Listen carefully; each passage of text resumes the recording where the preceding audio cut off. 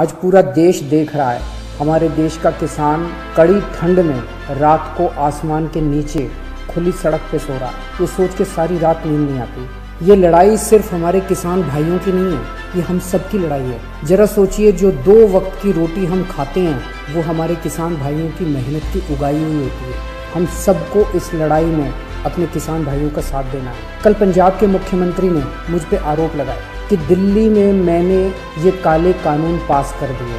इतने नाजुक मौके पे भी इस तरह की गिरी हुई राजनीति कैप्टन साहब कैसे कर सकते हैं? ये तो तीनों केंद्र के कानून हैं। जिस दिन राष्ट्रपति के इन तीनों कानूनों पे दस्तखत हुए थे, उसी दिन ये तीनों कानून पूरे देश में लागू हो गए। अब ये किसी राज्य सरकार के ऊपर नहीं है कि वो इन्हें लागू करेगी या नहीं करेगी। अगर राज्य सरकारों पे होता तो देश भर से किसान केंद्र सरकार से बात करने के लिए दिल्ली क्यों आते? वो अपने अपने राज्य के मुख्यमंत्रियों से मांग करते।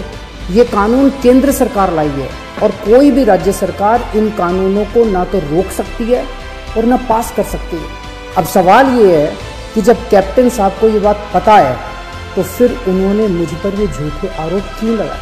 इसका एक बहुत बड़ा कारण है। जब से हमने दिल्ली के 9 स्टेडियम को जेल बनाने से रोका है, तब से केंद्र की भाजपा सरकार मुझसे बहुत ज़्यादा नाराज है।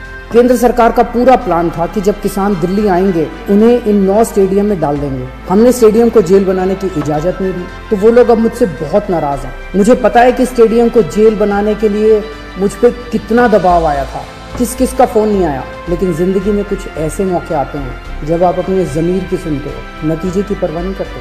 कैप्टन साहब, क्या इन्हीं लोगों का आप पे दबाव है जो आप मुझ पे झूठे आरोप लगा रहे हो, मुझे गालियां दे रहे हो, बीजेपी की बोली बोल रहे हो, बीजेपी के साथ ये दोस्ती निभा रहे हो, या कोई दबाव है क्योंकि आपके परिवार पे ईडी के केस चल रहे हैं आजकल और ईडी के नोटिस भी आ रहे हैं आजकल?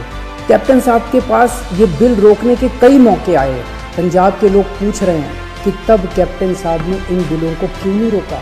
आज से 1.5 साल पहले 2019 में केंद्र सरकार ने ये तीनों काले कानून बनाने के लिए कमेटी बनाई थी। उस कमेटी में पता है कौन था? उस कमेटी में कैप्टन साहब थे। कैप्टन साहब, पंजाब के लोग आपसे पूछ रहे हैं कि आपने उस कमेटी में इन काले कानूनों को क्यों नहीं रोका? आपने कमेटी में एक बार भी इन काले कानूनों का विरोध क्यों नहीं किया?